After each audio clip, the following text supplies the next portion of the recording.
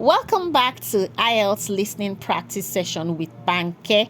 Make sure that you read the instructions carefully, listen once only, and try not to miss any answer in this part. All right? And ensure that you write your answers in uppercase because you will not be there to explain to the examiner if he or she cannot see what you've written. Read the instructions and aim for a 10 over 10. All the best!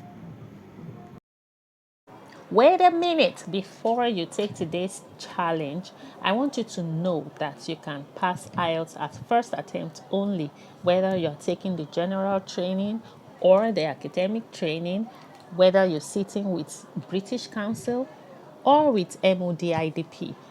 The best thing you can do for yourself is to prepare before you go in to take the test. So do not let anyone tell you that it is not possible to write IELTS and pass it once. And if you've written it before, you want to write it the second time, the third time, no matter how many times you've written it before, make sure you follow diligently with taking the practice tests on this channel. If you just join in today, you're welcome. You are powerfully, powerfully welcome in the name of the Lord. And if this is your first time coming in, please make sure you subscribe. Let's go. Section 2. You will hear a guide at an art museum talking to a group of visitors. First, you have some time to look at questions 11 to 16.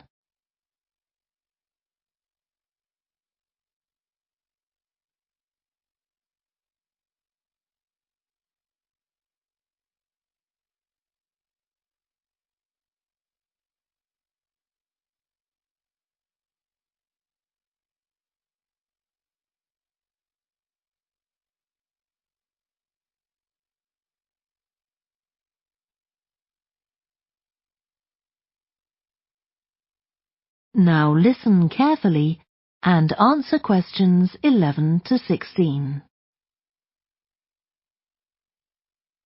Good morning and welcome to the museum, one with a remarkable range of exhibits which I'm sure you'll enjoy. My name's Greg and I'll tell you about the various collections as we go around. But before we go, let me just give you a taste of what we have here. Well, for one thing, we have a fine collection of 20th and 21st century paintings, many by very well-known artists. I'm sure you'll recognize several of the paintings. This is the gallery that attracts the largest number of visitors, so it's best to go in early in the day before the crowds arrive. Then there are the 19th century paintings. The museum was opened in the middle of that century, and several of the artists each donated one work to get the museum started, as it were. So they're of special interest to us. We feel closer to them than to other works. The sculpture gallery has a number of fine exhibits, but I'm afraid it's currently closed for refurbishment. You'll need to come back next year to see it properly, but a number of the sculptures have been moved to other parts of the museum. Around the World is a temporary exhibition. You've probably seen something about it on TV or in the newspapers. It's created a great deal of interest because it presents objects from every continent and many countries, and provides information about their social context, why they were made, who for, and so on. Then there's the collection of coins. This is what you might call a focused, specialist collection because all the coins come from this country and were produced between 2,000 and 1,000 years ago. And many of them were discovered by ordinary people digging their gardens and donated to the museum. All our porcelain and glass was left to the museum by its founder when he died in 1878, and in the terms of his will, we're not allowed to add anything to that collection. He believed it was perfect in itself, and we don't see any reason to disagree. Before you hear the rest of the talk, you have some time to look at questions 17 to 20.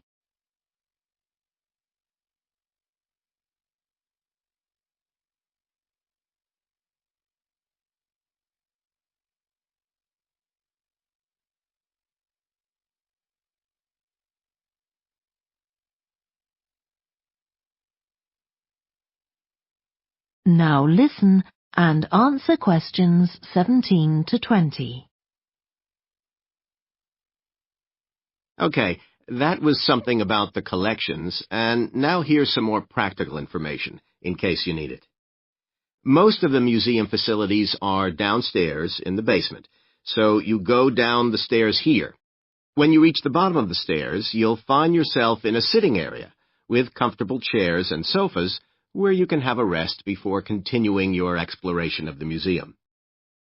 We have a very good restaurant which serves excellent food all day in a relaxing atmosphere.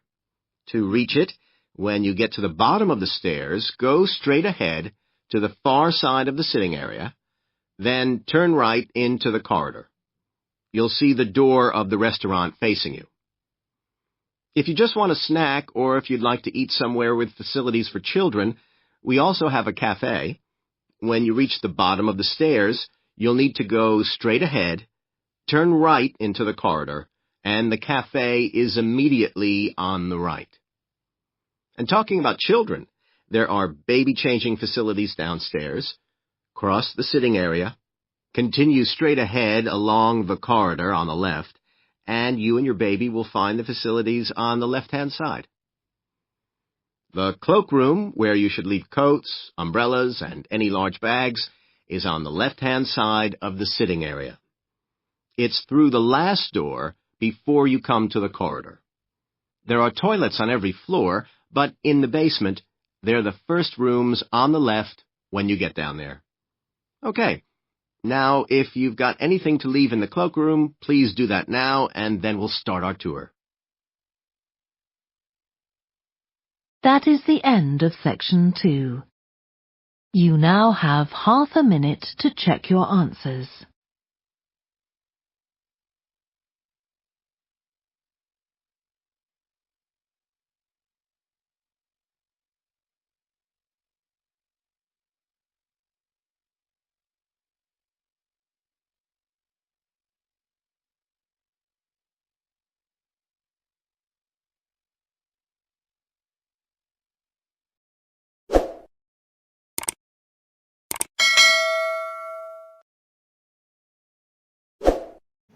Now leave a comment below to let me know what you score. And if you missed any, make sure you reattempt it again. See you in the next video. Bye.